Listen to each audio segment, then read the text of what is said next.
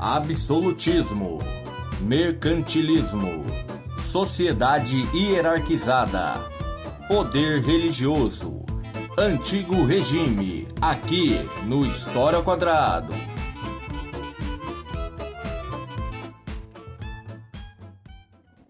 E agora vamos abordar o antigo regime, que é uma forma de organização política, econômica e social que marcou a virada para a era moderna entre justamente a era medieval e a idade contemporânea.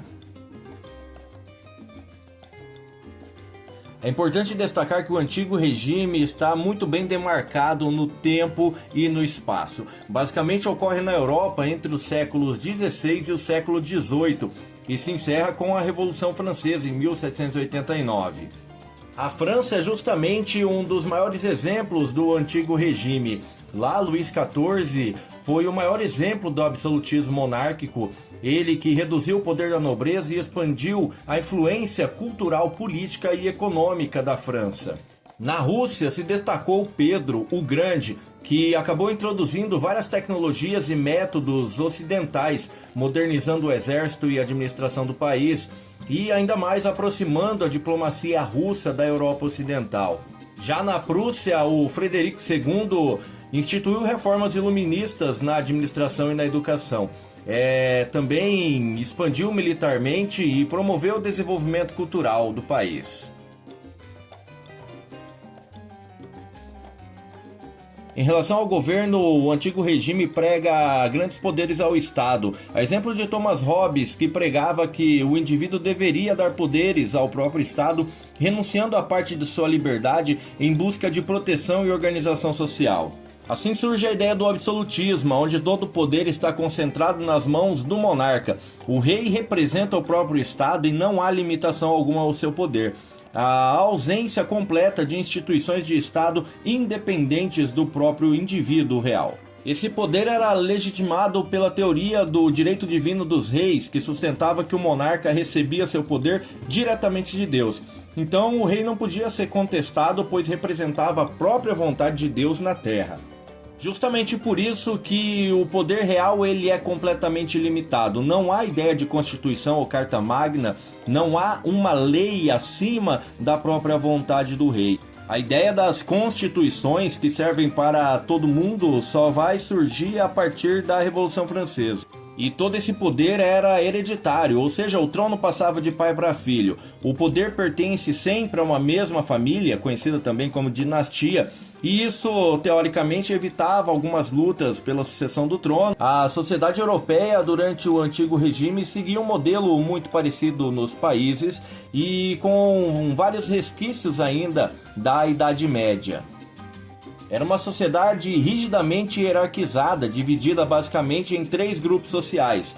O lugar de cada indivíduo era definido pelo seu nascimento, e isso era visto como uma ordem natural, com praticamente nenhuma possibilidade de mudança social. No topo temos o clero, composto por religiosos ou os membros da igreja, responsáveis pela vida espiritual da sociedade. Eles tinham grande influência política e cultural, eram privilegiados, não pagavam impostos e detinham muitas propriedades.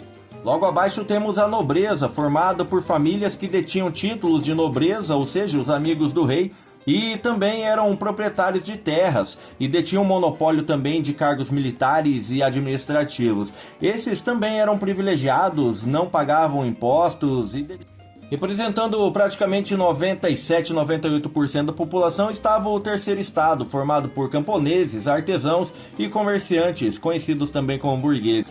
Eram realmente as pessoas responsáveis pelo setor produtivo. A economia no antigo regime é marcado pelo mercantilismo, uma política econômica dominante na Europa durante a Idade Moderna e que era focada na acumulação de riquezas e na expansão do poder do Estado.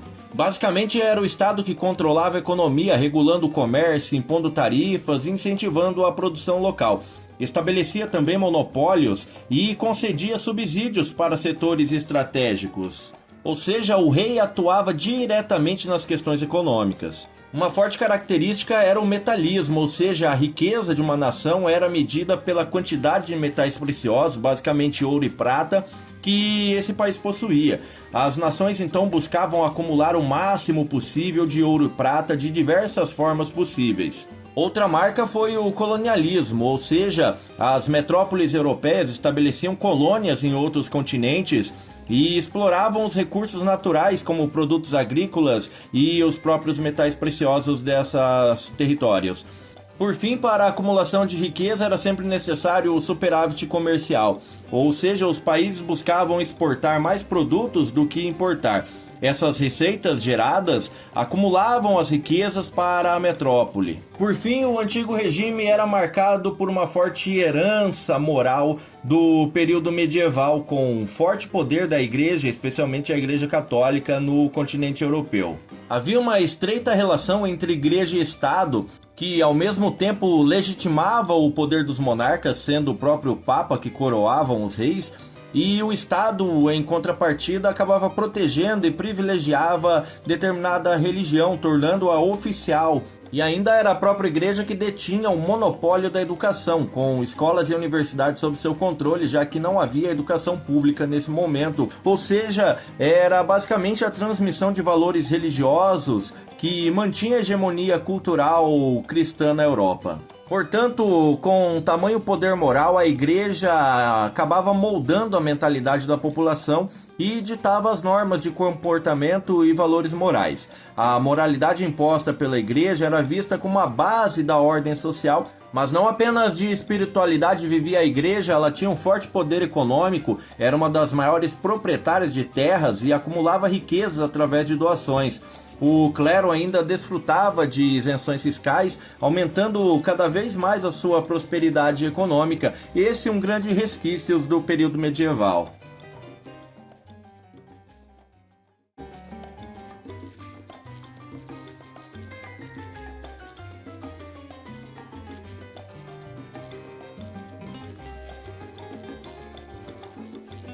E aí, gostou do vídeo? Então, deixe o seu like. Aproveita e se inscreva. E ative as notificações para não perder nenhum dos próximos. Acesse esse e outros materiais no meu site historiaoquadrado.com. Eu sou o professor historiador Giovanni Bernini. Deixe sugestões nos comentários.